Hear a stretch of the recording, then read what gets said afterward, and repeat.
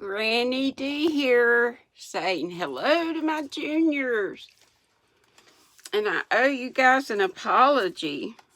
Granny was not feeling good yesterday, and I thought I would get you guys read too, but I didn't. So we'll see. I definitely will read a chapter. I was going to try to read two, but I doubt I will get through two, since I also have to read. Well, maybe the second one's very short. We'll see. Summertime. Now it was summertime and people went visiting. Sometimes Uncle Henry or Uncle George or Grandpa came riding out of the big woods to ask to see Pop. Ma would come to the door and ask how all the folks were, and she would say, "Charles is in the clearing." Sorry, I don't know why my mouth that won't work good. Charles is in the clearing. Then she would cook more dinner than usual, and dinner time would be longer. Pa and Ma and the visitor would sit talking a little while before they went back to work. Sometimes Ma let Laura and Mary go across the road and down the hill to see Miss Stevenson. The Stevensons had just moved in. Their house was new and always very neat because Mrs. Peterson had no little girls to muss it up. She was a Swede, and she let Laura and Mary look at the pretty things she had brought from Sweden, laces and colored embroideries and china. Mrs. Peterson talked Swedish to them, and they talked English to her, and they understood each other perfectly. She always gave them each a cookie when they left, and they nibbled their cookies very slowly while they walked home. Laura nibbled away exactly half of hers, and Mary nibbled exactly half of hers, and the other halves they saved for baby Carrie. Then when they got home, Carrie had 2 half cookies, and that was a whole cookie. This wasn't right. All they wanted to do was divide the cookies fairly with Carrie. Still, if Mary saved half her cookie while Laura ate the whole of hers, or if Laura saved half and Mary ate the whole cookie, that wouldn't be fair either. Sorry, my teeth just don't feel right. They didn't know what to do, so each saved half and gave it to baby Carrie, but they always felt that somehow that wasn't quite fair. Sometimes a neighbor sent word that the family was coming to spend the day. Then Ma did extra cleaning and cooking and opened the package of store sugar. And on the day set, a wagon would come driving up the gate in the morning, and there would be strange children to play with. Not strange children, but children that they maybe didn't know. When Mr. and Mrs. Hewlett came, they brought Eva and Clarence with them. Eva was a pretty girl with dark eyes and black curls. She played carefully and kept her dress clean and smooth. Mary liked that, but Laura liked better to play with Clarence. Clarence was red-headed and freckled and always laughing. And there's Laura and Clarence. It's like climbing in a tree. His clothes were pretty too. He wore a big suit buttoned all the way up the front with bright gilt buttons and trimmed with braid, and he had copper-toed shoes. The strips of copper across the toes were so glittering bright that Laura wished she were a boy. Little girls didn't wear copper-toed shoes. I'm reading funny because my teeth hurt. And funny some way. I still got too much glue. Laura wished she were a boy. Little girls didn't wear copper toes. And Laura and Clarence ran and shouted and climbed trees while Mary and Eva walked nicely together and talked. Ma and Mrs. Hewlett visited and looked at Godey's Lady's Book, which Mrs. Hewlett had brought. And Pa and Mr. Hewlett looked at the horses and crops and smoked their pipes. Once Aunt Lottie came to spend the day. Get a little something to drink. Maybe that will help.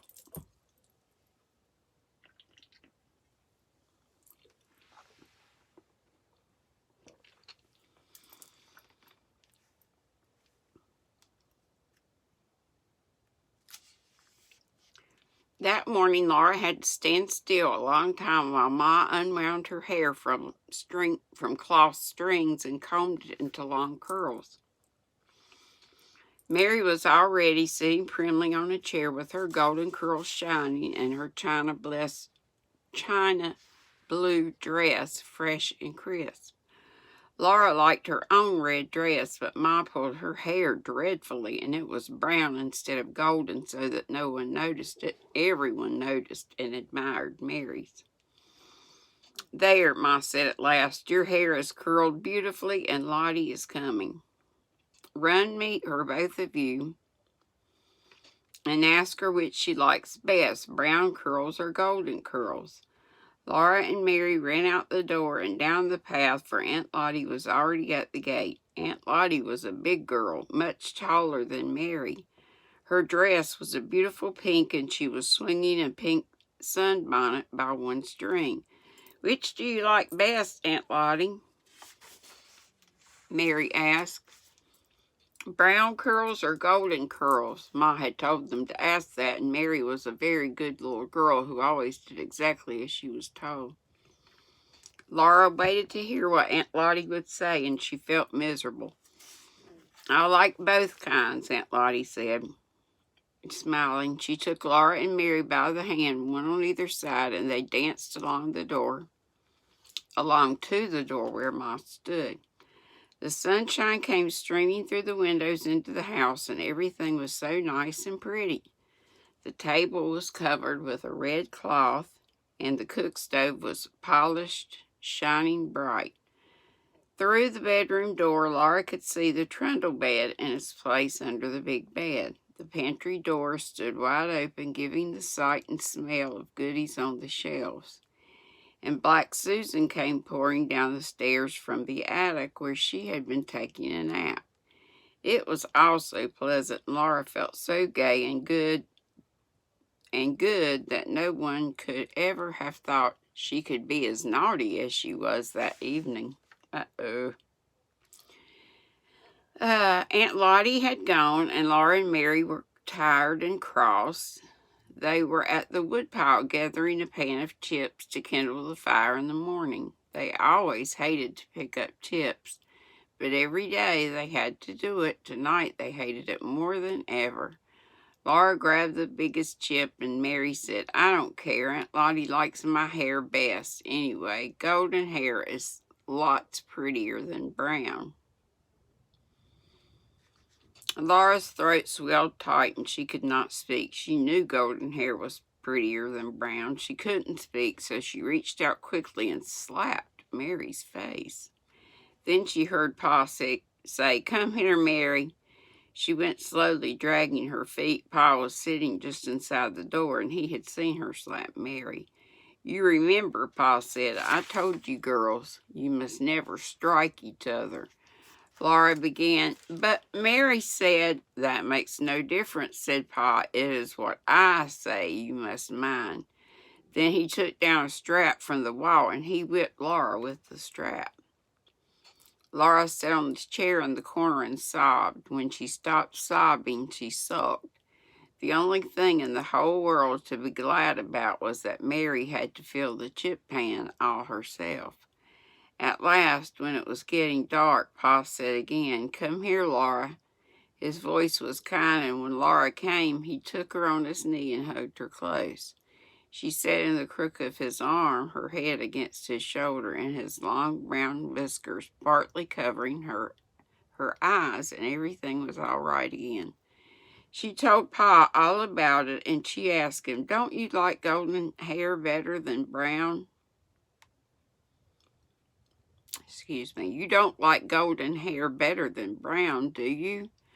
Pa's blue eyes shone down at her, and he said, "Well, Laura, my hair is brown." She'd not thought of that. Pa's hair was brown, and his whiskers were brown, and she thought brown was a lovely color. But she was glad that Mary had to gather all the chips. In the summer evenings, Pa did not tell stories or play the fiddle. Summer days were long, and he was tired after he worked hard all day in the fields. And there they are. after she had got her spanking.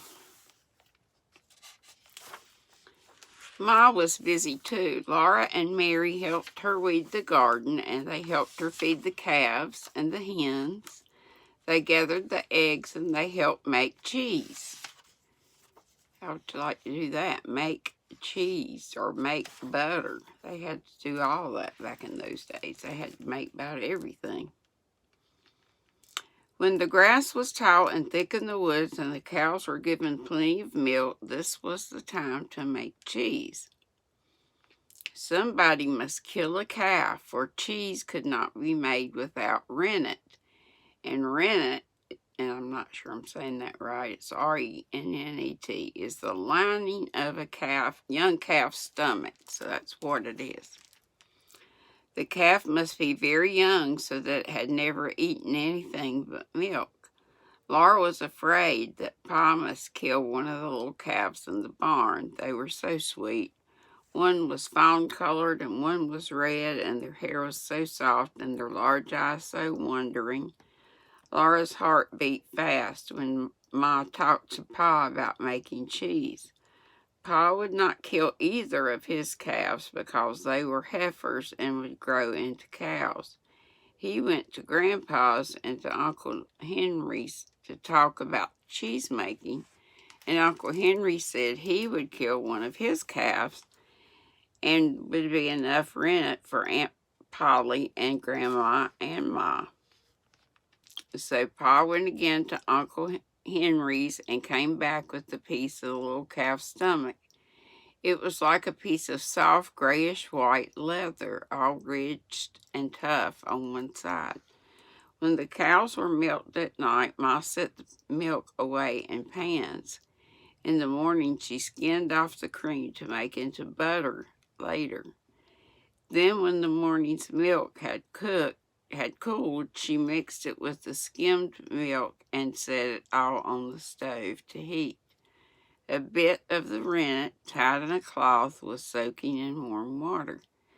When the milk was heated enough, Ma squeezed every drop of water from the rennet in the cloth, and then she poured the water into the milk. She stirred it well and left it in a warm place by the stove. In a little while, it had thickened into a small, quivery mass. With a long knife, Ma cut the mass into little squares and let it stand while the curd separated from the whey.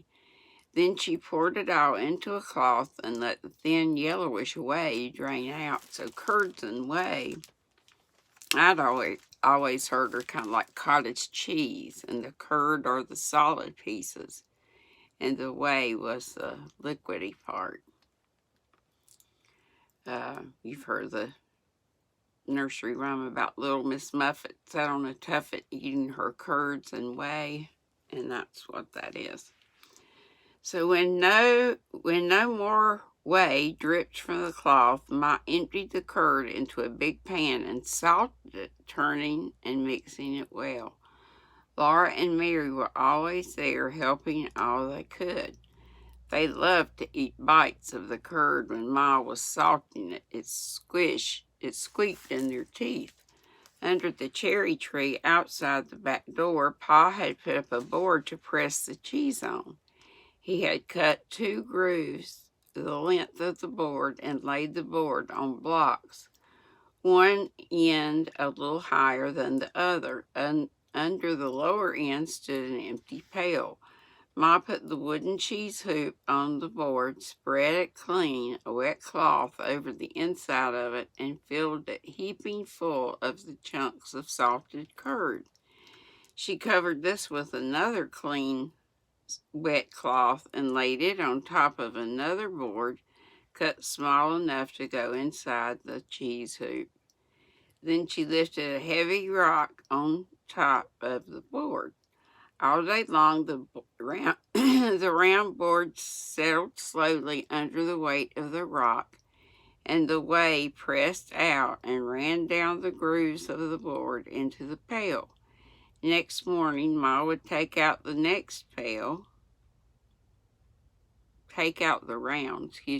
Take out the round, pale yellow cheese, as large as a milk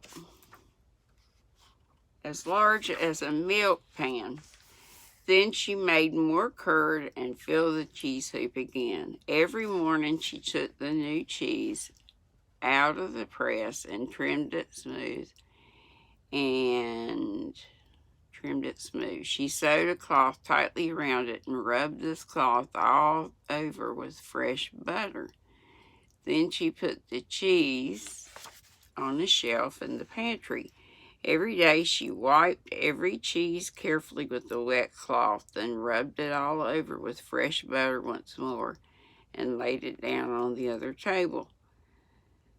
After a great many days, the cheese was ripe and there was a hard rind all over it. Then Ma wrapped each cheese in paper and laid it away on a high shelf. There was nothing more to do with it but eat it. Laura and Mary liked cheese making. They liked to eat the curd that squeaked in their teeth, and they liked to eat the edges Ma poured off the big round yellow cheeses to make them smooth before she sewed them up in a cloth. Ma laughed at them for eating green cheese. The moon is made of green cheese, some people say, she told them. I don't think I am going to get through, if I can get through one. The new cheese did look like the round moon when it came up behind the trees, but it was not green. It was yellow like the moon. It's green, Ma said, because it isn't ripened yet. When it's cured and ripened, it won't be green cheese.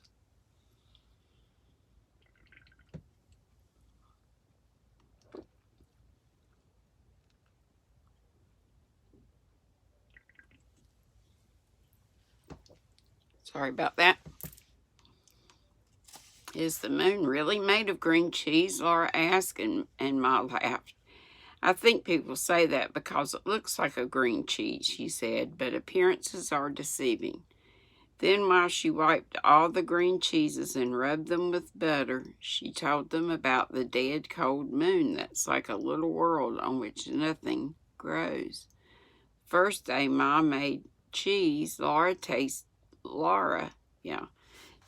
the way. She tasted it without saying anything to Ma, and when Ma turned around and saw her face, Ma laughed. That night, while she was washing the supper dishes and Mary and Laura were wiping them, Ma told Pa that Laura had tasted the whey and didn't like it. You wouldn't starve to death on Ma's whey like old Grimes did on his wife, Pa said. Laura begged him to tell her about old Grimes. So, though Pa was tired, he took his fiddle out of its box and played and sang for Laura. And I don't know how this goes, so I'll just read it. Old Grimes is dead, that good old man. We ne'er shall see him more. He used to wear an old gray coat all buttoned down before. Old Grimes' wife made skim milk cheese. Old Grimes, he drank the whey. There came an east wind from the west and blew old Grimes away.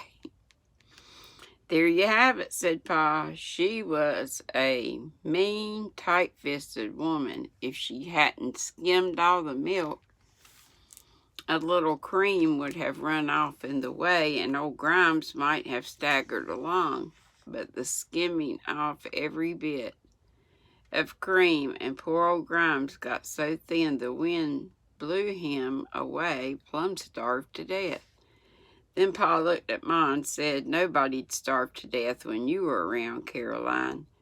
Well, no, Ma said. No, Charles, not if you were there to provide for us.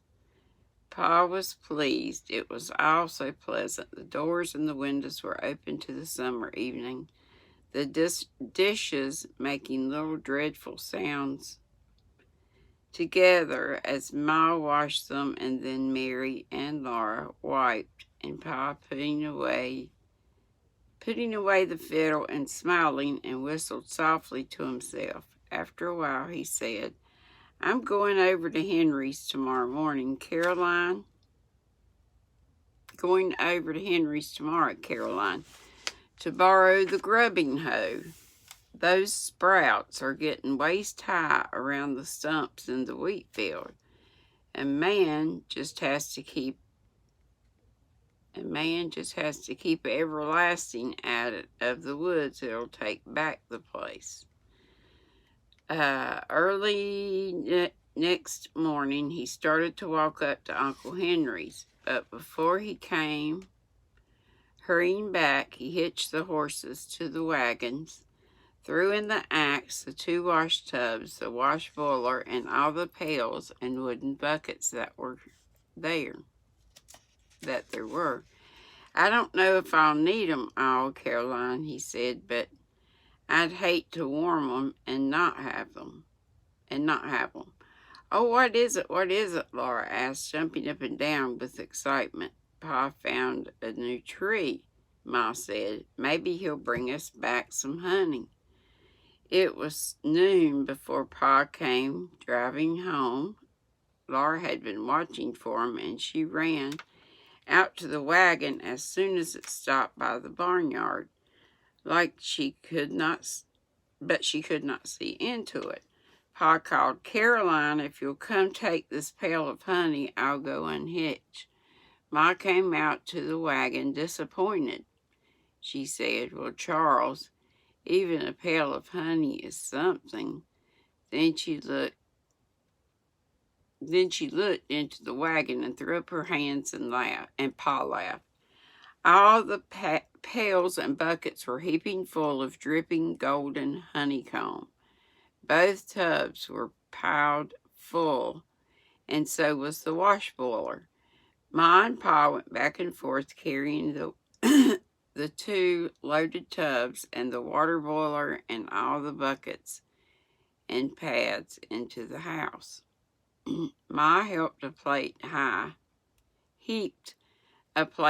with the golden pieces and covered all the rest neatly with cloths. For dinner, they all had much of the delicious honeys as they could eat, and Pa said between them how he loved the bee tree. Sorry. I didn't take my gun, he said, because I wasn't hunting, and now it's summer, there wasn't much danger of meeting trouble. Panthers and bears are so fat this time of year, they are just lazy and good-natured. Well, I took a shortcut through the woods, and I nearly ran into a big bear. I came around a clump of underbrush, and there he was, not as far from me as across this room. He looked around at me, and I guess he saw I didn't have a gun. Anyway, he didn't pay any more attention to me. He was standing at the foot of a big tree, and bees were buzzing all around him. They couldn't sting through his thick fur, and he kept brushing them away from his head with one paw. I stood there watching him, and he put the other paw into a hole in the tree and drew it out, dripping with honey. He licked the honey off his paw and reached in for more. But by the time I found me a club, I wanted that honey myself. So I made a great racket, banging the club against a tree and yelling. The bear was so fat and so full of honey that he just dropped on all fours and waddled off among the trees. I guess I chased him some distance and got him going fast away from the big tree, and then I came back for the wagon. Laura asked him how he got his honey away from the bees. That was easy, Pa said. I left the horses back in the woods where they wouldn't get stung, and then I dropped the trees down and split it open. Didn't the bees sting you? No, said Pa. Bees never sting me. The whole tree was hollow and filled from top to bottom with honey. The bee must have been storing honey there for years. Some of it was old and dark, but I guess I got enough good, clean honey to last us a long time. Laura was worried. Laura was sorry for the poor bees. She said they worked so hard and now they won't have any honey. But Pa said there was lots of honey left for the bees, and there was another large hollow tree nearby into which they could move. He saw it was true they had a clean new home. They would take the old honey he had left in the old tree, make it into new fresh honey, and store it into their new house.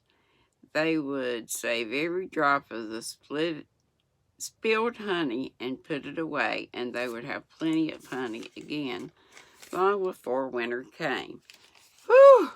I'm sorry. That was not Granny's best reading. I feel like I'm just learning words and still so tired, and I wanted to read extra. And I've got to get around to getting the senior story read. I'm going to have to rest up some. Okay, juniors, love you a whole bunch. Be sweet. Don't be ugly. Mwah. Love you. Bye-bye.